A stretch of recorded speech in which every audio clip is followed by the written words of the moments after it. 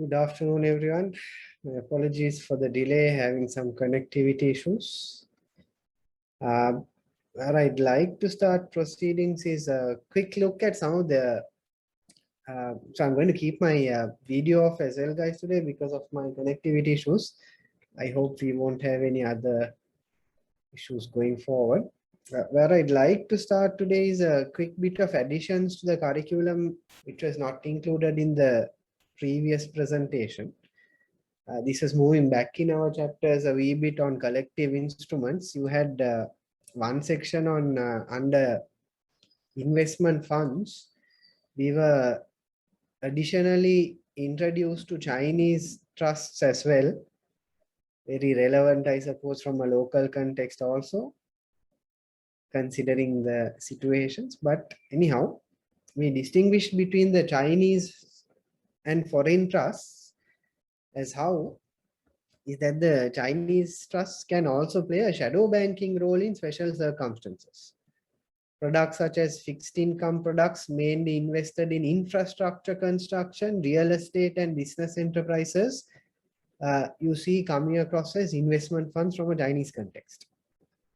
But when we look at it on an overall basis, in comparison to the US and European markets, in China, the trust industry is at a very infancy level, and therefore when you look at investors and whether they are familiar with investing in trusts, it's at a very unfamiliar status. And there are special legal systems, and the young market, the infant market, Chinese investors therefore have a weak acceptance of the concept of trusts and discretionary powers. And these are generally the characteristics which you do see coming across as a result of the market being at its infancy. Three main instances of trust products in China you come across, as we just touched based on the real estate trust factors industry, the infrastructure construction trust structure, as well as commercial enterprises, which is where the businesses come into play. We are only introduced to a few characteristics in terms of the Chinese trust market, which, as we recognize, is at its infancy. We also touched based on absolute return funds in our discussions as well, but the curriculum did give us some additional details also, where we already recognize that it is an open-ended fund type, which basically means you can issue and redeem shares as and when you please, not as and when you please, in frequent intervals. Uses hedge fund strategies to make it accessible to all retail investors. Funds can be at the fund stage. The quantum of investments can be invested across in asset classes other than conventional equities or bonds. This is, if you remember, our investment trust. When we look at the conventional, the average retail investor, they will have limitations, constraints in terms of what are the investment funds available to investment strategies available to them. As a result of investing in investment funds, they can get exposure to much wider range of investment strategies, which is accessible through the investment funds. Can hold unlimited percentages of cash. From the perspective of the fund, obviously that will have a bearing on your return, though, if you decide to do so.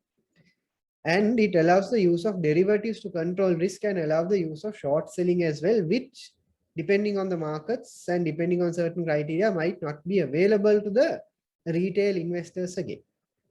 It all benefits which we identified in our discussions, but the level of detail is unraveled a little bit more here.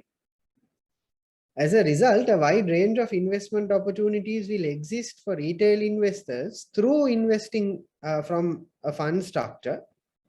But the absolute return funds, though, cannot use leverage to gain greater access to market, right? Although you can achieve the same through the use of derivatives rather than the use of margin itself.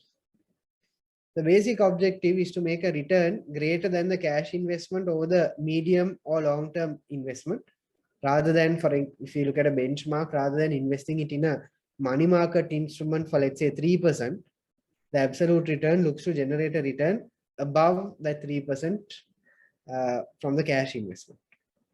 Many funds are structured to perform well in falling markets, whilst less likely to fully participate in growth aspects.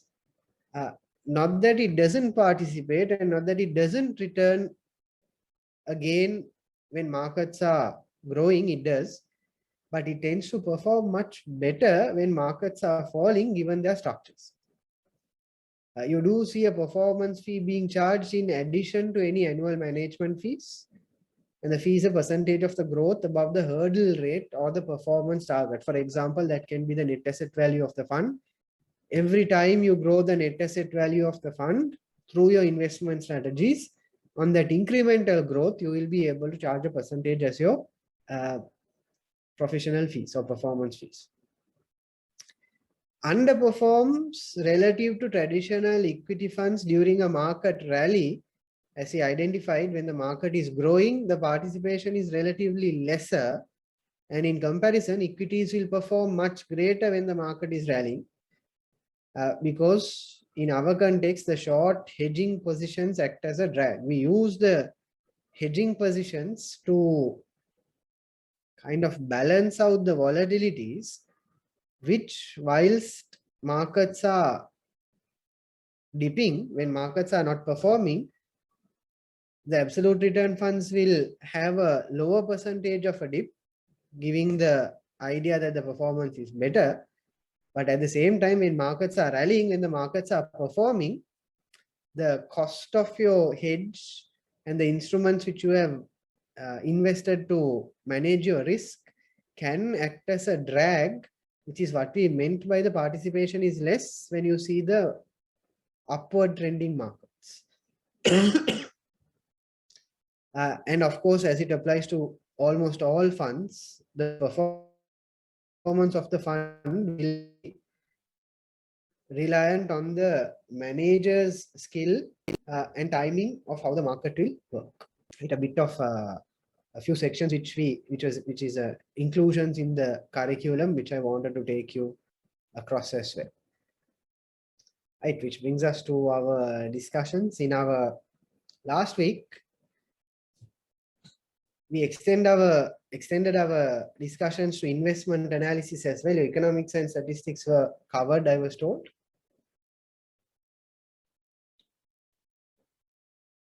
And we started off by looking at the financial mathematics. We looked at time value of money and the different implications it has from a present value perspective. We identified how to calculate and understand in relation to the present value of a future cash flow. We recognized the bird in hand theory, for example, where monies in the near future are more valuable than monies in the distant future. And when you bring it to present value terms, in our calculations, we identified how that number materializes.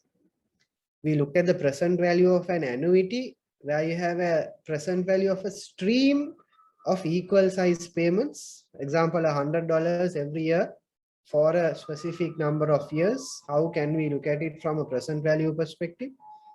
We also looked at the present value calculation as it applies to a perpetuity, where you will receive a regular stream of payments, which is going to be indefinite. Like an irredeemable preference share, for example. You know you will receive interest on the instrument and you will receive it for the foreseeable future indefinitely. We also looked at the present value of a cash flow invested now at a specific rate, as well as the present future value of an annuity as well. We looked at the respective numbers across our illustrations. We identified in relation to compound interest how we would go about it and the formulas that we will use. We looked at calculating the future value, where this formula was very important to us. You can calculate either the future value or the present value of an investment, depending on these respective numbers provided to us, as well as the formula which we put into play. We broke down the details where the present value of an annuity or a regular payment, how it works. We looked at the present value of a perpetuity, and we looked at the numbers in terms of how it works. We also distinguished between fundamental analysis and technical analysis. Fundamental analysis, we are looking at quantitative and qualitative factors which explain the movement, the performance, the drivers behind the performance of an asset, entity, or otherwise. And some of the factors which we recognize that come under the fundamental analysis umbrella will include the likes of understanding the business model, the competitive position, the quality and experience of the management, how the company is managed, the level of transparency and availability of financial data, corporate governance, industry attractiveness, etc., will all form part of that fundamental analysis. SWOT, PEST, 5 forces, value chain analysis, all of those models form part of the fundamental analysis which you can link across to. We also went on to identify how technical analysis works. Here we are using a chartist's approach, as we like to call. And what we are trying to do is we are going to use the price and volume performance of a particular stock in our context, and we are trying to identify whether it is giving us indication of whether it's a good position to enter into the security or not. And some key assumptions behind the technical analysis is that the market discounting all of that information, that price moves in trend, that history repeats itself, which is a very important assumption of technical analysis. Therefore, trends, although might be difficult to identify, as well as prices which do not move in straight lines, can have its own issues. Technical analysis identifies highs, lows, direction of movements, uptrends, downtrends, sideways movements we recognize in terms of how we use that. We looked at a quick analysis in terms of an uptrending market as well as a downtrending market and the trend lines in terms of how it applies to technical analysis. We then compared analyzing fundamental versus technical analysis behind a set of data where we look at analysis of financial statements versus the charts, as well as time horizons and how it works, and investing versus trading as well. Fundamental analysis is more from an investment perspective, where you're looking at the relatively longer term. Technical analysis, on the other hand, is more from a trading perspective, where the focus is on short-term trading, which brought us into the detail of ratio analysis. We identified the uses of ratio analysis. Very importantly, they are relative measures, and therefore we have to have a comparator in order to identify, interpret what actually is going on. You can benchmark versus your historical performance. You can benchmark versus industry averages. You can benchmark versus the peers in the industry. All of these are valid benchmarks as it applies to ratio analysis. The idea is to look at trends in terms of what is going on and recognize what is the reason behind the change in those trends. We can explain operational efficiencies using ratio analysis as well. I think we can spend some time here. This is somewhere along the lines of where we stopped. We looked at the different types of ratios that we can identify with. You have ratios which explain the profitability of businesses, the liquidity and solvency of businesses, the short-term ability to repay your obligations, and the ability to repay your long-term obligations. Solvency can also be identified with ratios. Efficiency or activity ratios can be in play to identify how efficiently, for example, the level of asset utilization is with respect to the company. The use of leverage from a risk perspective we can use to identify, and we also identify market or investor ratios as well. On the profitability side, we recognize we are trying to measure the business's ability to generate profits relative to its associated expenses, assets, or otherwise. And as is the basis for ratio analysis, you will use a benchmarking analysis to examine how the company is performing in comparison to its benchmark. For example, you can take your profitability analysis, for instance. Let's look at a basic one. We'll talk about our net profit margin, for example. We are calculating the net profit over the turnover of the company or the revenue. Now, if I tell you, for example, this net profit margin for a particular company is 20%, does this make any sense? Not actually. For us to make sense of this 20%, we need to be able to benchmark this to a particular set of information.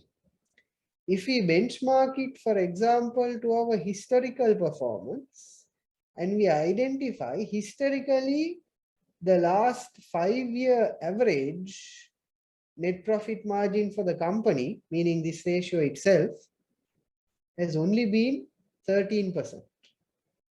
Now, does this 20% make sense? Yes. Compared to our historical average performance, the current year's profitability at the net level is much higher. We compare this 20% to our industry average, or we can compare it to the peers in the industry, which might, for example, tell us our peers earn 30% net profit margin. Now, in comparison to our peers, we are not actually doing as well. So you can see how important that the fact that these ratios are a relative measure comparing them to a benchmark is a very important aspect to make sense out of your ratio analysis. This will ultimately lead to interpretations and subsequently decision making on the next step. For example, how does this lead to interpretations? I believe we looked at this in our last class as well. You take the company and you compare its revenues in the last 2 years, and the revenues have been static revenue. Year 1 and year 2, absolutely same level of revenues. But if I tell you the gross profit margin, where we compare the gross profit of the company to its turnover, the gross profit margin, I am telling you, year on year, the company's gross profit margin has actually declined. It has come down. Let's put some numbers there. From a 45% value in year 1, the gross profit margin has actually come down to 30%. Revenue has remained constant, but our gross profit margin has declined. What is our analysis here? The only factor, the only variable between the revenue and the gross profit, the only in-between factor is what? The cost of sales. So if revenue has remained constant, but our gross profit margin has actually declined, the explanatory factor behind this gross profit margin coming down is understandably your cost of sales increasing. And still at analysis, then comes the interpretation. Why did my cost of sales increase? Are we importing a significant percentage of our raw material? Due to the depreciation of the exchange rate, the cost of the raw material has increased. Does our supplier have a significant bargaining power? As a result of him increasing his bargaining power, he has increased his prices, affecting our margin. Is there a high level of normal loss in our business because we are using older machinery, which is causing our cost of sales to increase? Now comes the interpretations. You're seeing how important ratio analysis is from an interpretive element.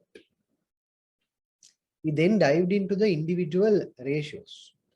We started off by looking at the return on capital employed, ROCE. We take the profit before interest and tax and compare it to the capital employed. What do we recognize is the capital employed? The total assets minus the current liabilities and short-term borrowings.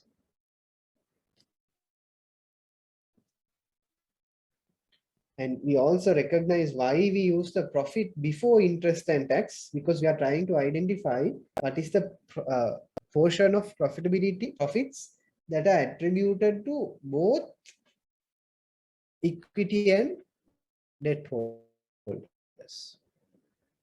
We also broke down the return on capital employed in terms of its explanatory power, where the profit margin and the asset turnover itself is explaining specifically why your return on capital moved the way it did. We looked at the gross profit margin, operating profit margin, and the net profit margin.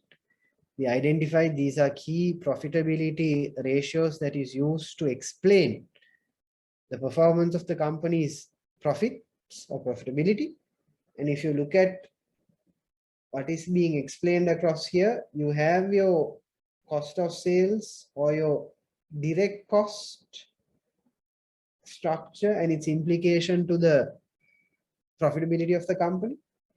When we look at our operating profit, as we move from the gross profit to operating profit, we know the new variables that get introduced is the indirect costs or the overheads, which is going to evaluate the implication of the overheads on the profitability of the company.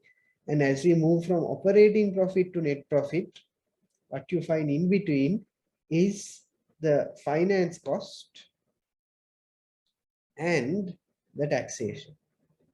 Here, the explanatory aspects are going to be the implications of the capital structure, how much of debt, how much of equity, whether it is at optimal capital structure, what is your cost of funding, etc. You will have the explanatory power. And in relation to taxation, we are looking at how efficiently we are managing our tax structure. Nothing unethical or otherwise or illegal. We are trying to structure our business where the tax efficiency is at a high. We went on to discuss about liquidity and solvency as well, measuring the ability of the organization to repay its obligations. When we look at the liquidity aspect, we are looking at the short ability of the organization to meet its short-term obligation. When we look at the solvency perspective, on the other hand, we are looking at the ability of the organization to meet its long-term liabilities. We dive into the ratios. It is an indicator of the company's default risk in relation to obligations. And if you look at the ratios, we can compare the current assets to current liabilities. As you can see, current within one business cycle or a year, what are the assets that you have and what are the liabilities that are coming due. We are trying to identify with the current assets that we possess, the asset base which we can easily convert or in a relatively shorter time convert across into cash. Do we have an adequate proportion to meet our potential liabilities which are becoming due in one business cycle or 1 year? We establish a rule of thumb, although it is not mentioned anywhere. This is on a practical basis. We like to have a ratio of about 2 to 1, where for each $1 of liability, current liabilities, we have $2 of current assets covering that liability. Rule of thumb.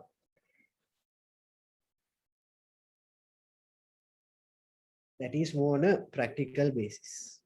We also looked at the quick ratio or the acid test ratio, where the only difference to this ratio is we remove inventory out of the current assets and we compare what is the level of assets that we have, short-term assets that we possess to meet our short-term obligations. Why do we remove the inventory? In our discussions, we identified between the current assets of cash, debtors, and inventory, the caption with the lowest liquidity there is that inventory value, which is why we remove that inventory value out and look at more liquid captions such as the cash, the debtors, or the marketable securities, for example, to identify on a more stringent basis what is our ability to meet our short-term obligations. Again, if we look at our rule of thumb, what we like to see is one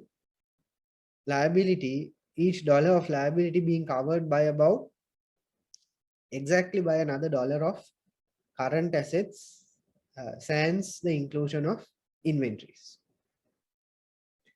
We also looked at the solvency ratio. Now the focus is going to be long term.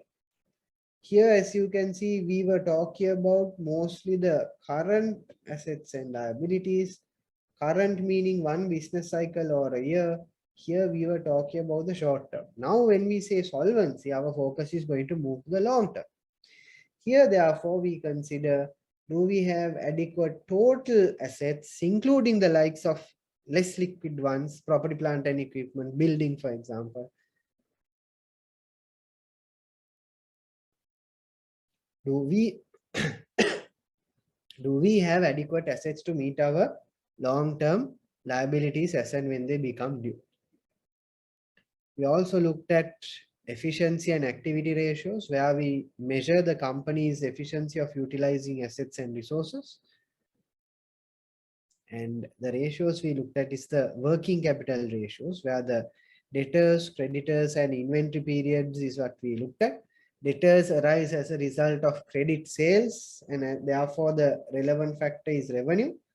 Creditors arise as a result of you purchasing on credit, and therefore the driver is the cost of sales. Inventory is also directly related across to cost of sales, which is why you use that as the driving factor.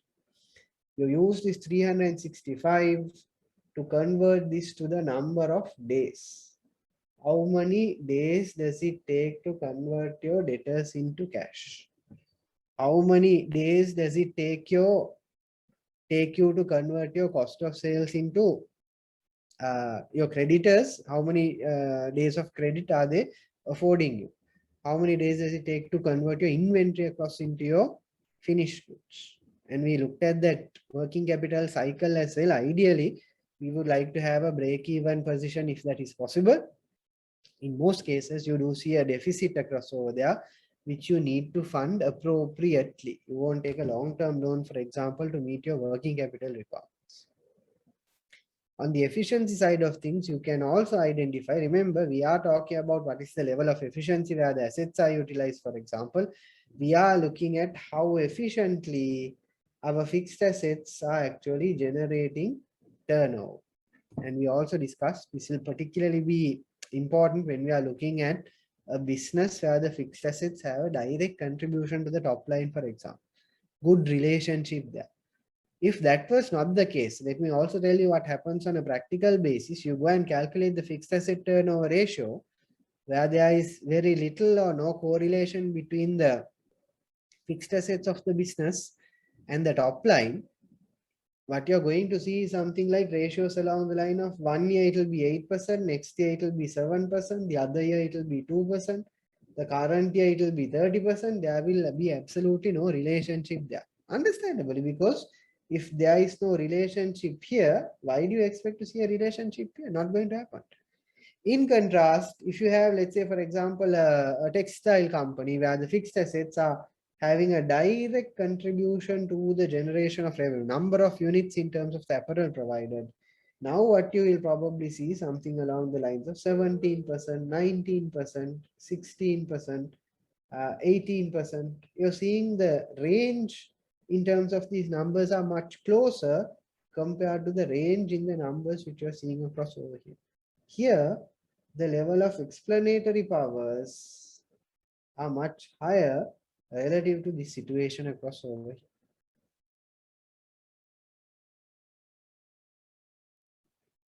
Fixed asset turnover. We also looked at the total asset to turnover ratio, how efficiently your total assets are being utilized for the purpose of generating revenue. Similar interpretation as previous.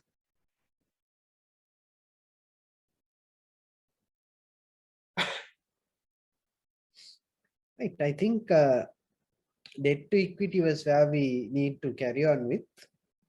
Let's move along. Leverage then. Used to determine the relative level of debt in the organization. As we recognized, when it comes to ratios, relative or the relativity aspect of it is very important for us to arrive at interpretations. I might tell you a particular company's level of gearing is 40% geared. Is this good or bad? It would depend. What is my historical level of gearing? 10%. Okay, now we are significantly leveraged. What is this compared to the industry peers? How are we performing?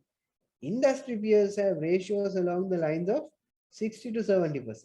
So technically we are, compared to our peers, much lower level. So relativity is a key criteria as it applies to ratios. Can be compared to the equity and total assets of the business. Applied, the more common one is comparing it to the equity rather than the total assets. Applied to identify how the company's assets, business operations are financed either through debt or equity. Very importantly, this is also an indicator of the company's risks. What are the ratios we are talking about when it comes to calculating the leverage? We can look at a debt to total assets. What proportion of my total assets is debt? A ratio which is used but not extensively.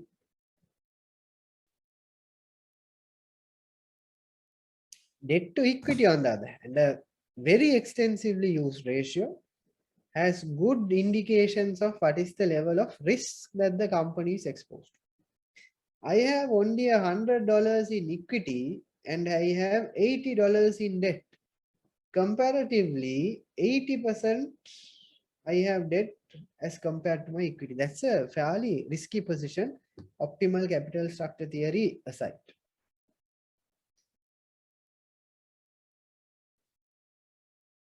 We can also calculate the debt to capital ratio, where we take the total debt and we benchmark it to the total debt plus total equity to identify what is the percentage of debt in my capital structure.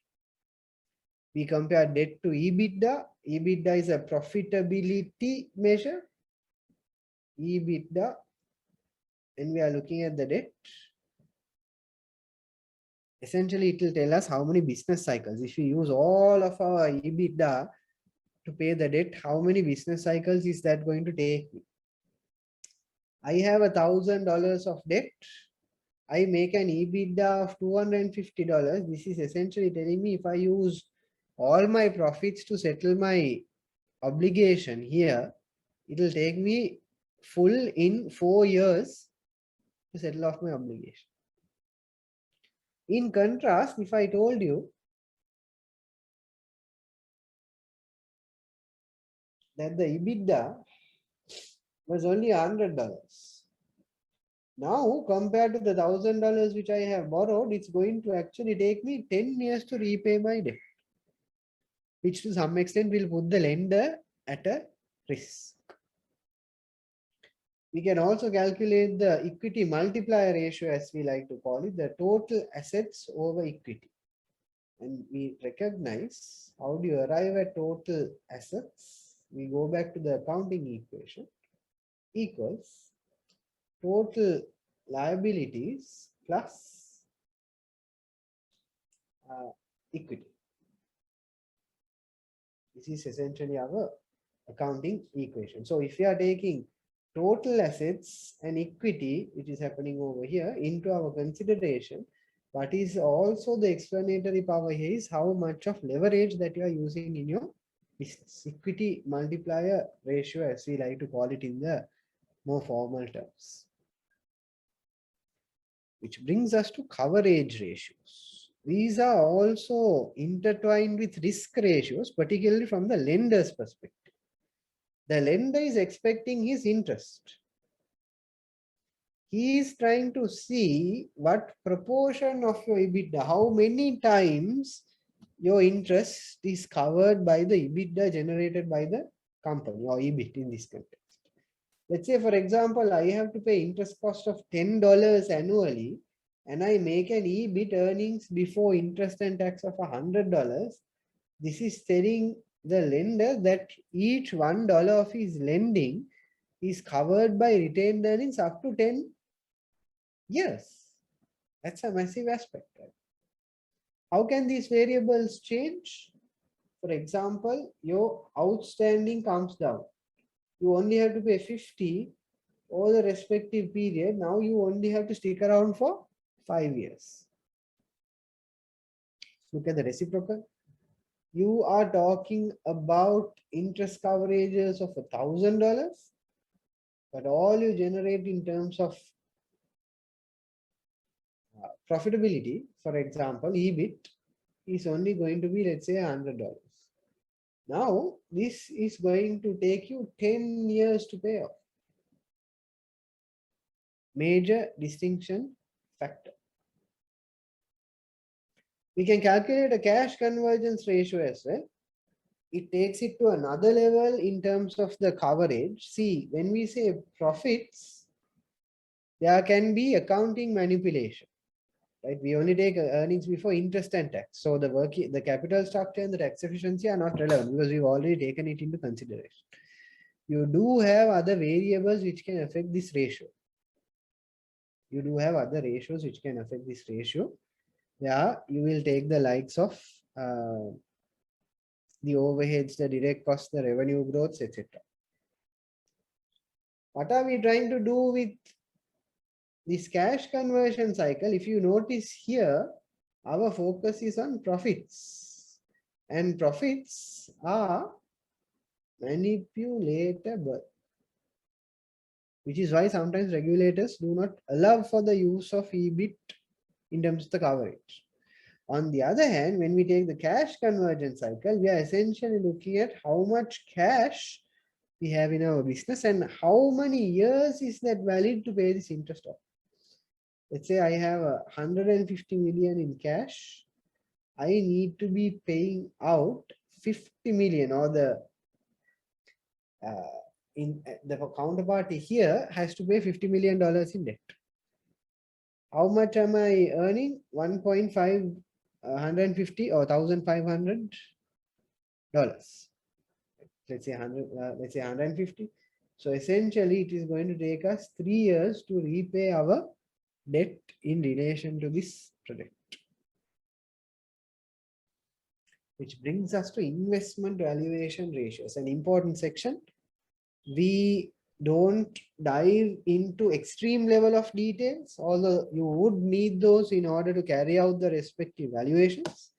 But we do introduce ourselves and take it one step further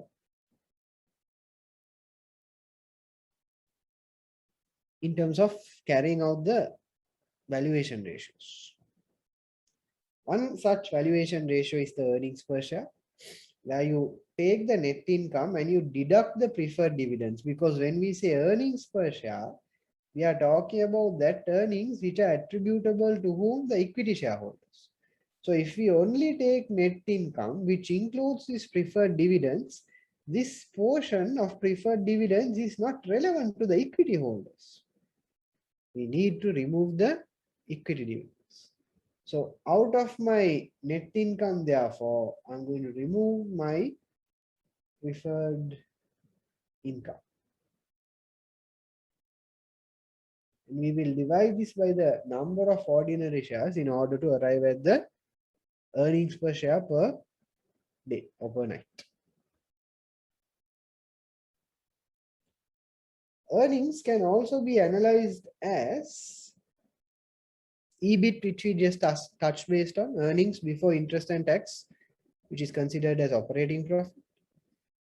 Earnings can be considered to be EBITDA before deductions of depreciation and amortization, because if you remember in our discussions, we recognized that amortization and depreciation are not actual cash flow consequences of this event. You can take the EBITDA. Earnings can be analyzed before financial, taxation, and accounting charges.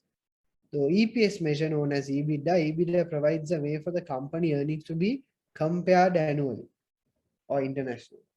To facilitate this comparison is why that ratio has come together. As the earnings picture is not colluded by differences in accounting standards worldwide. Why is that? We are looking at a relative measure. We are looking at a relative measure. How does that relative measure affect the business that I am considering? In the US, I am an investor. In, let's say, hypothetically, you are also an investor. You enter into a contract where if he experiences a loss, he will pay X amount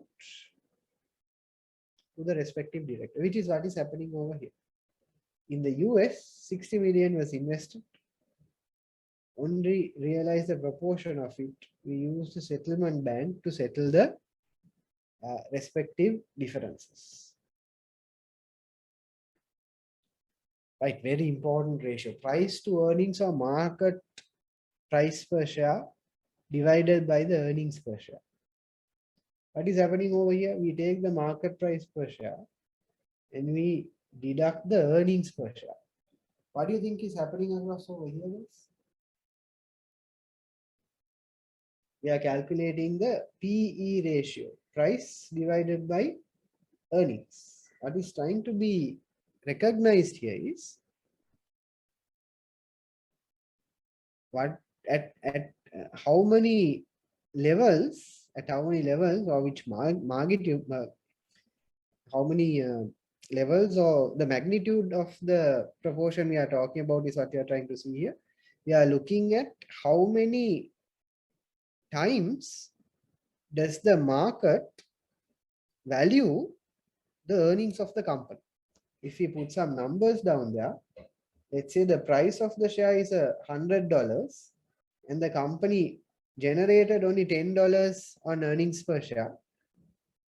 Essentially what we are trying to say is each $1 of earnings is actually priced 10 times by the market, which is why $10 of earning, they are pricing it at $100. Right? Very important investor ratio used for valuation purposes as well. So the ratio measures how highly investors value a company's ability to grow as an income stream, and the company with a higher PE relative to sector average reflects the investors' expectations. They are valuing the company a lot more higher because they believe they will achieve an above average growth.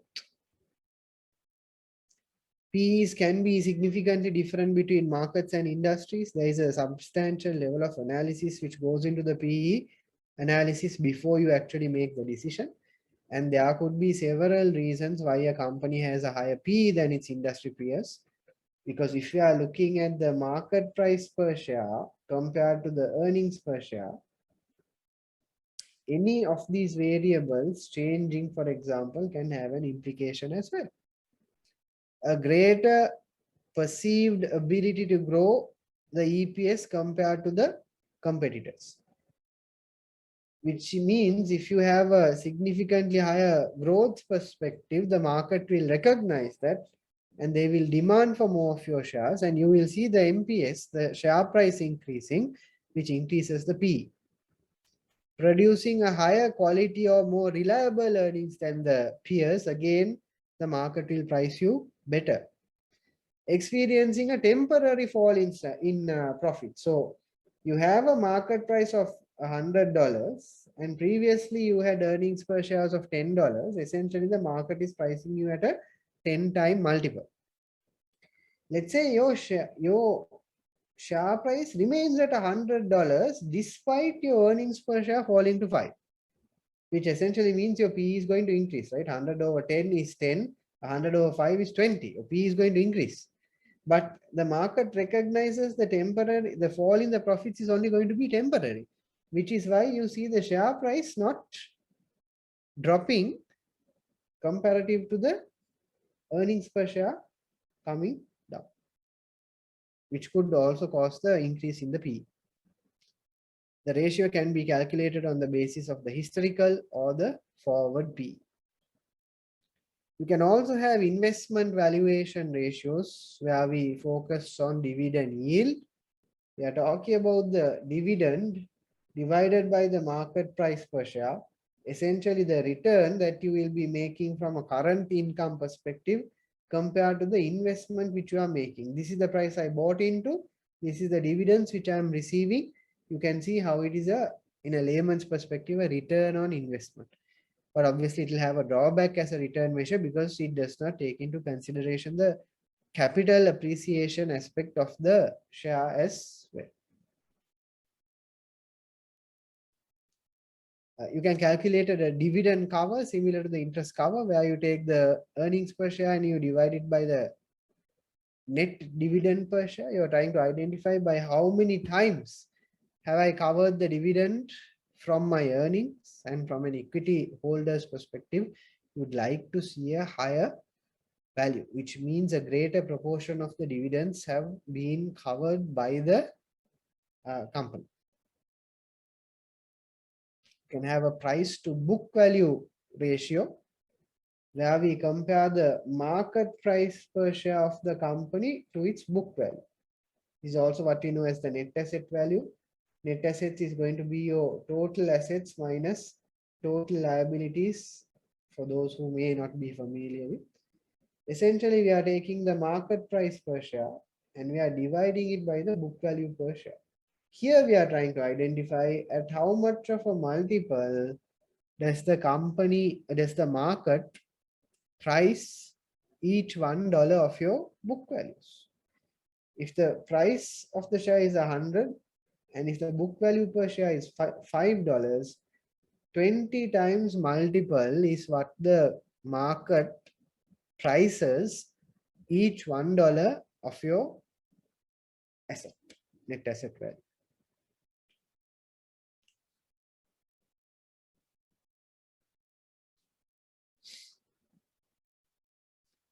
Right, which brings us to Gordon's growth model. We'll have to slow things down across over here. This is one way. Gordon's growth model is one way, a very basic way, mind you. Right now, don't think just because you can calculate the Gordon's growth model formula that you can go out there and value a company or an asset without any problem. Not the case, right?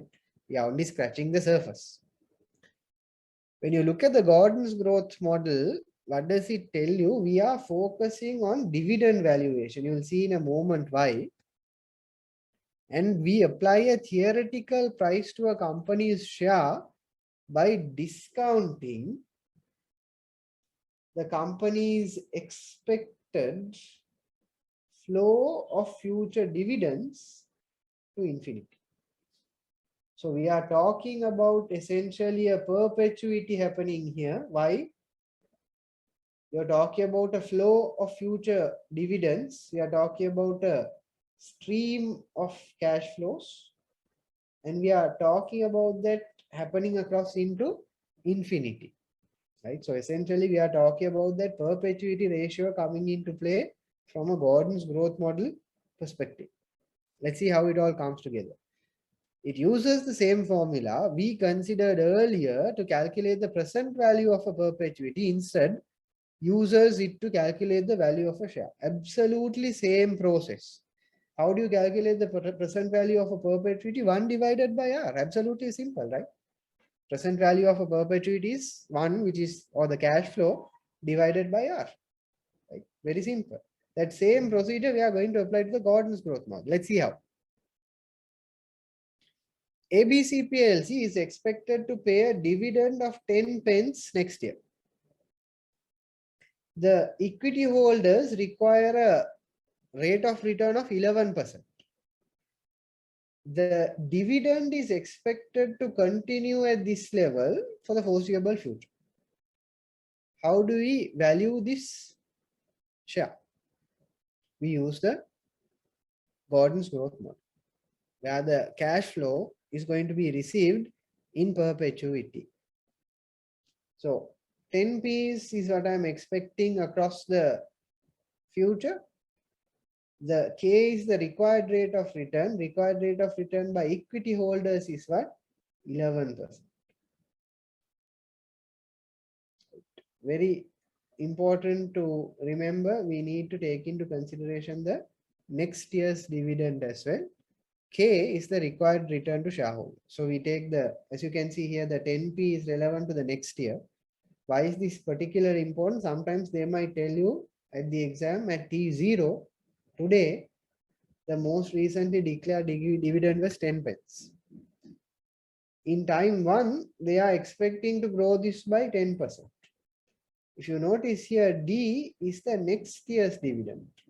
Taking this 10p won't give you the correct answer. Therefore, in that context, you will have to take 10p and you will have to grow it by the respective rate. In this case, it would have been how much? I put a number there. No, let's say it's another 10%. You'll have to grow it by the respective growth rate. But not relevant here, as you can see.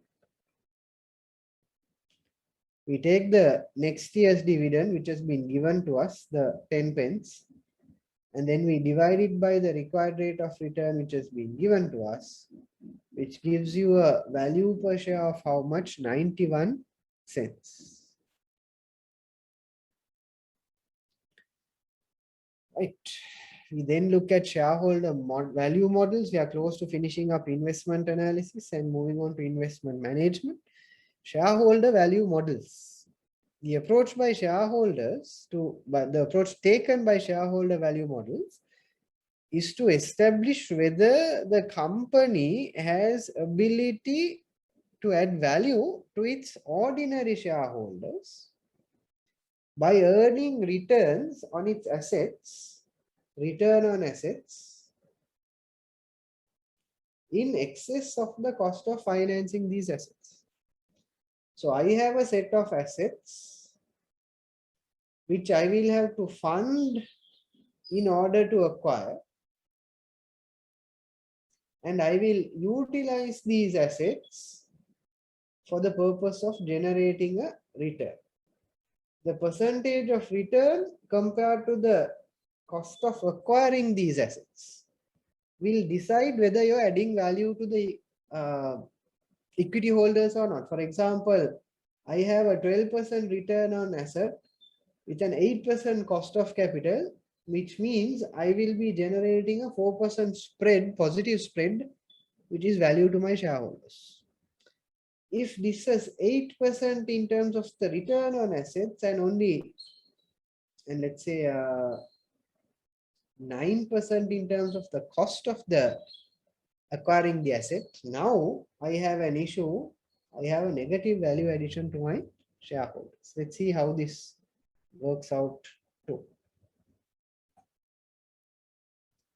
It uses the same formula we considered earlier to calculate the present value of a perpetuity. Instead, uses it to calculate the value of the share. We don't go into the details. Economic value addition is one of the more popular methods, or EVA, which is used for any single accounting period to calculate by adjusting operating profit in the company's income statement by adding back non-cash items and subtracting the weighted average cost of capital to arrive at the company's value. What are we trying to say here? There are some important points here. When it comes to calculating the economic value addition, they tell us, what are we going to do? We are going to calculate this by adjusting the operating profit. By adjusting the operating profit in the company's income statement. By adding back non-cash items, why do we add back non-cash items, shall we say? Is because the likes of depreciation and amortization, for example, we are only apportioning it from our profits. We are not actually incurring an expense, are we? So technically it's still with the company, which is why we add back this non-cash income component. Non-cash items, we add it back to arrive at the respective value. Then we are going to discount this. So we will take year 1, year 2, year 3, we will take the respective cash flows, and we are going to bring all of these cash flows, we are going to bring it to present value terms. which is always what we are after. But what is the rate? What is the discount rate that we are going to use to bring it to present value term? Are we going to use the cost of equity, or are we going to use a mix of the cost of equity and cost of debt, which we call the weighted average cost of capital? That is decided by this value over here, this variable over here. Operating profit meaning this is before deducting any interest. Am I correct? Yes. Operating profit meaning before deducting any interest, which means both equity holders and debt holders are going to have a claim over this profitability.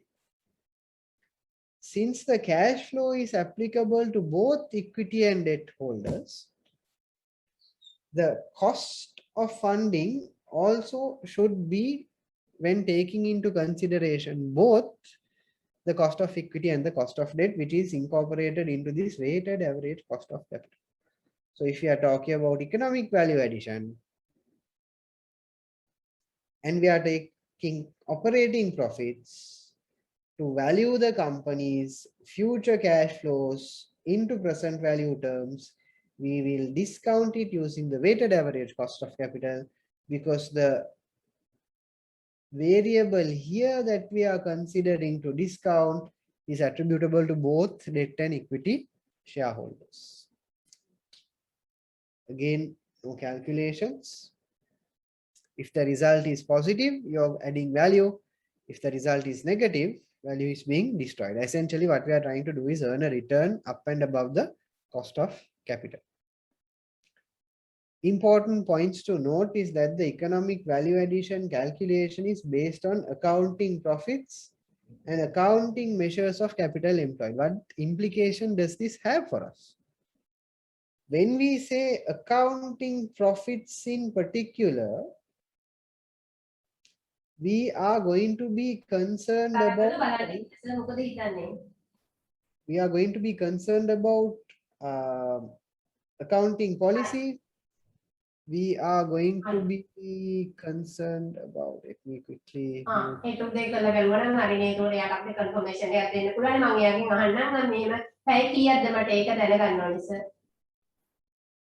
Himali, you would need to okay, thank you very much. Why does economic value addition raise this accounting profit aspect is, when we say accounting profit, there are policies, there are estimates, etc., which affect this profit caption. If we take, for example, cash flow.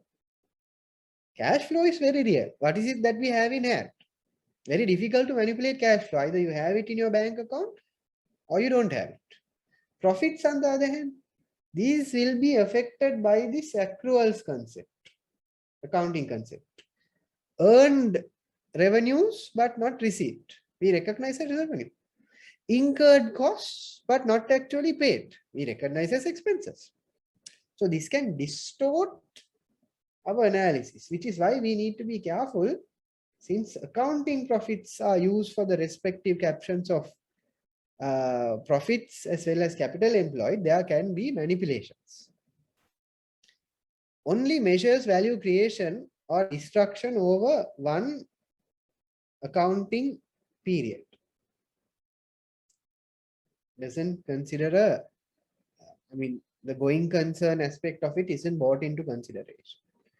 In isolation, cannot establish whether a company's shares are overvalued or undervalued purely by using this respective measure, right? So as you can see, a very theoretical discussion on economic value addition and the shareholder models. In order to determine whether the shares are correctly valued, we have to extend this to what we call a market value added approach for that purpose. This is calculated as the present value of future expected values or economic value additions.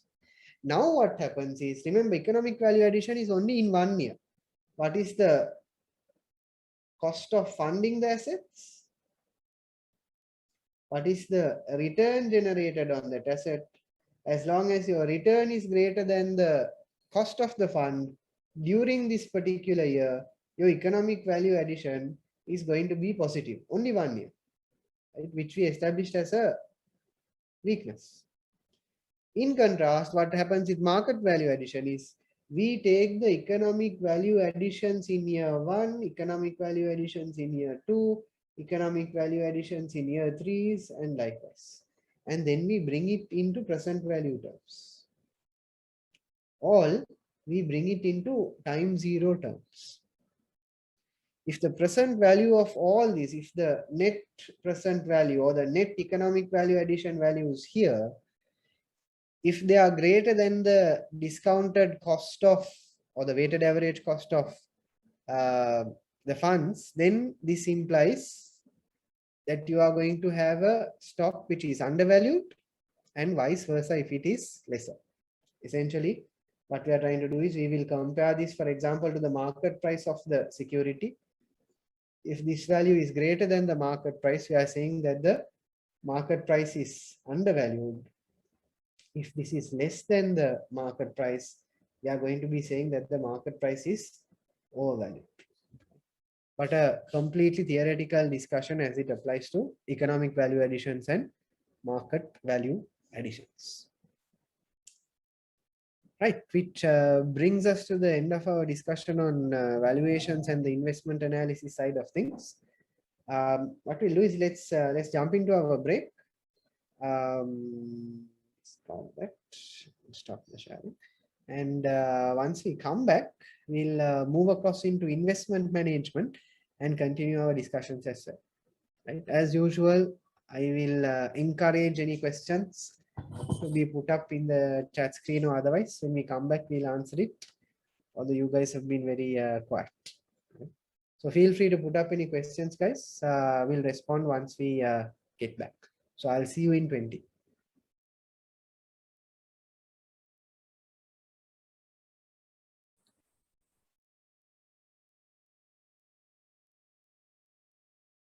I continue on with the curriculum then, down to the last 2 chapters, coming to the penultimate stage of your curriculum before you head across into question practices. So we move into the investment management side of things. We've seen a fair bit of investment management coming across in fiduciary relationships as well. We really brought together the investor circumstances, risk tolerances, investment strategies, investment objectives, etc. We really brought it together.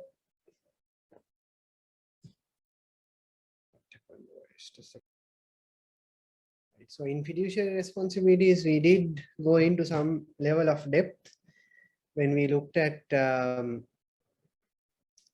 investment strategies to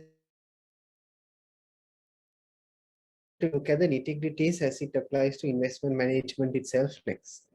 Right. Starting off with portfolio construction theories. Right now, as you can see, unlike fiduciary responsibilities, we directly go into the big boys when we start off with investment management. If you were to ask me, when we say portfolio construction, what would probably be the single most standout variable out there as it applies to portfolio theory, that answer would probably be diversification. Single most important variable from a portfolio theory perspective, if you were to ask me, that's what I would have illustrated. So we look into the main principles of modern portfolio theory and efficient market hypothesis. Don't worry, they sound bigger than they actually are, but they have implications to our management. What happens with modern portfolio theory or MPT is we are looking to how do we achieve diversification is rather than, I mean, the simple way of putting this whole diversification aspect into play is don't put all your eggs in one basket. Very simple, right? We are trying to combine securities and achieve a diversified portfolio with the ultimate objective of bringing the overall risk down. combining securities to achieve diversification, which gives us an overall aspect where the overall risk is going to come down, than holding any one individual stock. And ultimately, what do we mean by this risk coming down is the combined variability of their future returns, the dispersion of returns in the future, the variability of returns in the future is ideally going to be coming down as well. Higher the risk, higher the return. If you want to achieve a high level of return, one way of looking at the risk is the variability around that risk can be very high. But if we can bring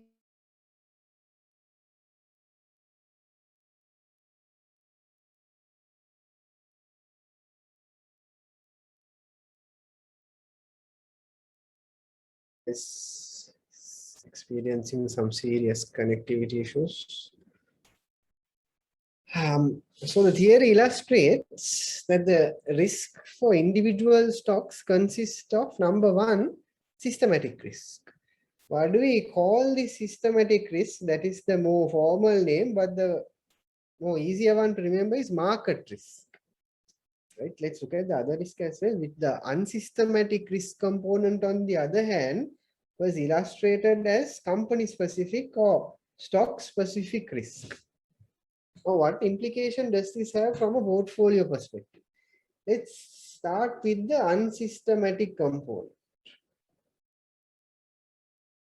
or the company specific one. Okay? It's the same risk. Now, if you go and put, let's say you have X amount of monies to invest, and you go and put this money across in, let's say, hypothetically, Commercial Bank PLC. This is where you went and put your money across in, right? But the issue is your entire investment, 100% of your investment is exposed to all the variables that affect Commercial Bank PLC. Any company specific factors changing, size, growth, competition, blah, blah, blah, you name it, any company specific factor changing is going to affect your entire investment. It's going to affect your entire investment here. How do we reduce the impacts of these company specific variables affecting my portfolio? Is I diversify. I'm going to combine the securities in order to achieve a level of diversification. And how do I go about that? I go and put 50% in Commercial Bank PLC, for example, and the remaining 50% of the investment, I am going to put in, let's say, TJ Lanka, which is an apparel company, PLC. Now see, the variables which affect Commercial Bank PLC, if they materialize, only half my portfolio is affected. Other half, not so much. If the variables affecting TJ Lanka PLC, the prices of cotton, the apparel sectors, the international demand, blah, blah, blah, if these variables affecting this company materializes, only half my portfolio is affected, and the other half, obviously cotton prices, etc., are not going to have a bearing on Commercial Bank PLC. Diversification. Now, what I'm trying to get at is this unsystematic or company specific aspect can be diversified by using a combination of securities. Have we achieved that or not? Yes. You can diversify the unsystematic risk component out by increasing the number of stocks in the portfolio. For example, you go and introduce another two stocks. Let's say you introduce, shall we say, Navaloka, which is in the healthcare sector. You go and introduce, sorry, not Navaloka, let's say you introduce Lanka Hospitals PLC, that's it. We bring in Lanka Hospitals.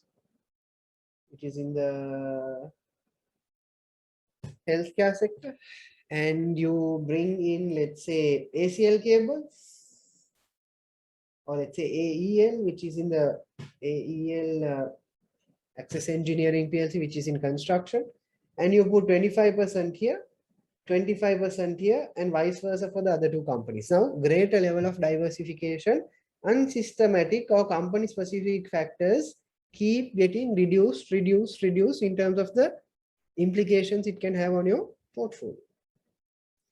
In contrast, when you take the systematic risk component, we are talking about market risks.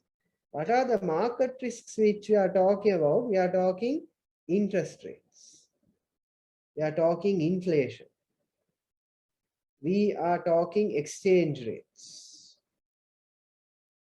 etc. Market specific factors, regardless of you putting your money in the banking sector, commercial bank, regardless of you putting your money in the apparel sector, TJ, regardless of you putting your money in the construction sector or the healthcare sector, all of these industries are still affected. All of them are affected by the market specific variables. Therefore, as a result of putting into different counters here, by diversifying your portfolio, does it look like you can actually reduce the market specific aspects? Not exactly. There are different theories, arguments, discussions in relation to this, but they are not part of our curriculum. And essentially what we are saying therefore is the unsystematic or the company specific risk aspects, we can diversify away, we can reduce through diversification. The market specific risk aspects, on the other hand, cannot be diversified away. Right? Starting point for modern portfolio theory. Which brings us to this diagram. Essentially, that discussion on systematic and unsystematic risk component is what is being spoken about over here. When I start my portfolio, I have one stock here. And as I move along, what do? I am going to increase the number of stocks held in my portfolio. I'm moving between 2, 4, 6, 8, 10, 12, etc. I'm introducing any number of new stocks into my portfolio.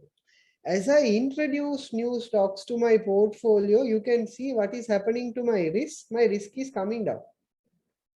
My risk is coming down. But you would notice after a particular point, this risk is not declining further. Technically, it is declining at a very, very small rate. But as you can see, after a particular point, introducing new counters, new stocks, does not help much with reducing my risk, isn't there? Right? So there is a point beyond which it's difficult to get major benefits out of diversification. There is a particular limit. Because what happens is, initially, when you introduce a stock, one stock, the diversification benefits are significant. Towards the latter part, when you introduce a new stock, as you can see, from this point to this point, I introduced one stock, you can see the level of drop in the risk. From this point to this point, I introduced another stock, you can see the level of diversification, the risk benefits coming down, but at a very smaller level. And as you go along the curve, those benefits keep decreasing. And when you look at the total risk component across over here, what do you think this risk component is? And what do you think this risk component is that they are talking about? As we increase the number of stocks in the portfolio, if a particular component of the risk is coming down, what is the risk that is being spoken about over here? This is the unsystematic risk component, which we can reduce through diversification. As you can see in this section, regardless of introducing new stocks into my portfolio, the risk is unchanged. This component of the risk is what? My systematic or market component of the risk, which I cannot reduce through diversification. Right? Interesting graph over here. Risk is eliminated by diversification, and what cannot be eliminated? The systematic and unsystematic risk component. Right? Modern portfolio theory in its all its glory. Which brings us to now, modern portfolio theory is a little easier to stomach, right? Now, which brings us to efficient frontier. This one has a bit of challenges, right? We are comparing the gold standard of investment variables when we consider risk and return. Risk and return, right? And we are comparing this, what is happening as you take higher risk, what is the implication from a return perspective? And we know the greater the risk you take, the greater the return you stand to earn as well at the same time. And you're seeing that relationship coming together across over here, essentially. And as you can see as well, at this point, we are taking a relatively lower risk, and understandably, we have a relatively lower return. And as we move up the curve, understandably, the level of risk that we are taking is much higher. And of course, for that level of risk, the return that we are being compensated is also relatively high. Now, there are some important takeaways as it applies to this efficient frontier. The chart shows that it is possible for different portfolios to have different levels of risk. That is understandable. You can construct portfolios which have different levels of risk return relationships. And depending on whether you are a risk-taking investor or depending on whether you are a risk-averse investor, you can choose which portfolio you want to invest in. What the efficient frontier is also telling us is any of these portfolios, any portfolio on the efficient frontier is a good investment, meaning the risk return relationship is acceptable at any point in this portfolio, right? If you're talking about any portfolios below this efficient frontier, then you are talking about a negative situation. That's not for a higher level of risk. You don't want to be getting a lower level of return. That is not an efficiency. Any portfolio on the efficient frontier is going to be a good portfolio, but as long as it aligns with your risk tolerance, right? Each investor will decide how much of risk they can tolerate and diversifies their portfolio accordingly, and they will have an appropriate risk return relationship from it. The frontier graphically represents portfolios that maximize return for risk assumed. That is what we are saying. For the risk that we are taking across the board, the portfolio is telling us what is the efficient returns that should be generated essentially. And any portfolio on the efficient frontier is acceptable. Portfolios, as I mentioned, that lie below the efficient frontier are suboptimal because we are talking about not being compensated adequately for the level of risk that we are taking. That is not acceptable. A risk-seeking investor, for example, uses the efficient frontier to select an investment and would select securities that lie on the right of the efficient frontier because he is risk-seeking, and for that risk-seeking nature, this is the level of return that he should ideally be compensated for. The right end of the efficient frontier includes securities that are expected to have a high level of risk coupled with high potential returns as well, which of course is suitable. That word we looked at many a time in our fiduciary duties section, is suitable for high risk tolerance, so the high risk tolerant investors. If you are a high risk tolerant investor, that's the level of risk that you are willing to accept, and as a result, this is the level of return that you should ideally be compensated with. It's a bit of a technical section, the efficient frontier. Which brings us to the efficient market hypothesis, right?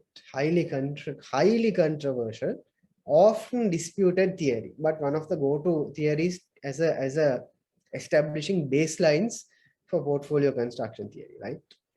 Which states that it is impossible to beat the markets because prices already incorporate and reflect all relevant information.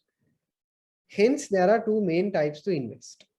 Right? So the argument here is that because markets immediately reflect all relevant information in the prices, there is no way that you can beat the market. You can't make exponential gains. And according to the hypothesis, they say either you look at active management to make a return, where you are trading, constantly buying and selling to make a return. And the other alternative is to look at a passive investment strategy, like an indexing approach, which we have discussed.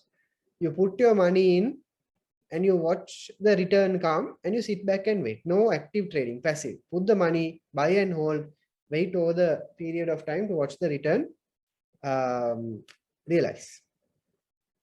This market efficiency is analyzed at three levels. Weak form efficiency, where security prices fully reflect past share price and volume data, nothing to do with the future. So technically, if only the past data is reflected and the future information is not reflected, if we can do some pottering around with the future of the industry, whether the market is going to be attractive, whether the company is going to make more profits, etc., if we can identify future potential for the stock, the chances that we can make exponential returns will exist. The future prices, therefore, are independent, understandably, of past data. We cannot take advantage of technical analysis. What does technical analysis do? It looks at the history, assumes that history repeats itself, and looks at what the position is like, but it doesn't take into consideration future data. So if you're only looking at past data and you're looking at the current context, if the future does hold something beneficial for the counter, technical analysis cannot take that into consideration, which means you can't make money out of technical analysis on the weak form market, because it is focused on historical data. Fundamental analysis, on the other hand, will help you to make money in the weak form market because it can focus on the future. Semi-strong form market, on the other hand, we are told the shares reflect all publicly available information and react instantaneously to the release of new information. What is the bearing this has on our analysis? You cannot earn excess return from either fundamental analysis or technical analysis. Why? Whatever the new information gets reflected instantaneously, there is no time lag, which means you don't have time to analyze and come back and make a return on fundamentals. Semi-strong form of the market. Strong form market, on the other hand, share prices reflect all available information, even to the extent of insider information. And what strong form is saying is no one can earn excess return. Not that no one can earn returns, no one can earn excess returns. You can look at certain markets like Japan, for example. Huge amount of information reflected across in the share prices. And as a result, trying to beat the market there is very challenging because the prices reflect entirely what the company's past, present, and future information holds. You take a more local context, here we would probably be somewhere probably in between the semi-firm and weak firm, depending on the cycles and etc. But the level of information reflection is a little lower. And if you have fundamental analysis, if you have insider information, although that is not ethical or legal, you can make excess returns, is what the efficient market hypothesis is telling us. Some of the limitations here, these are the assumptions that the efficient market hypothesis makes for its inferences, which in itself is arguable and causes the arguments. The investors are not always rational, right? Whereas efficient market hypothesis assumes that you're talking about a rational investor, which is why behavioral analysis is behavioral finance is a lot more interesting a section. It tells you why an investor or market behaved the way it did. Whereas traditional finance explains how a market should behave. But the assumptions behind this, it is investors are rational, all information is reflected, there is no transaction cost, which are very drastic assumptions, right? Which is similarly applicable for efficient market hypothesis as well. Investors are not always rational, and therefore the applicability of the same is questionable. Historical values are used as anchors to make decisions which may or may not be appropriate. Not all market participants have the ability to absorb and interpret information efficiently. One of the assumptions is that for efficient market hypothesis is that all investors have access to information and they process it and interpret it in the same form, which is a very far out assumption across as well. Okay, capital asset pricing model is next, and it's going to actually what I think is like we've had a huge amount of technicalities coming our way, and capital asset pricing model, there are calculations, and it is could be a popular area in the exam as well. I think we've had a lot of technicalities coming our way, so I feel that it will be good to call it a day and continue this on a fresh session, right? I'm pretty sure most of you might agree, considering the modern portfolio theory, efficient market hypothesis, etc., all coming together, right? So let's actually call it a day before we get into the CAPM, because CAPM does involve a bit of time, right? It is not as short as efficient market hypothesis or modern portfolio theory. We will spend some time with capital asset pricing model. It does have quite some implication and calculation for our discussions, right? So what I feel is let's call it over here. Any questions, guys, before we call it a day?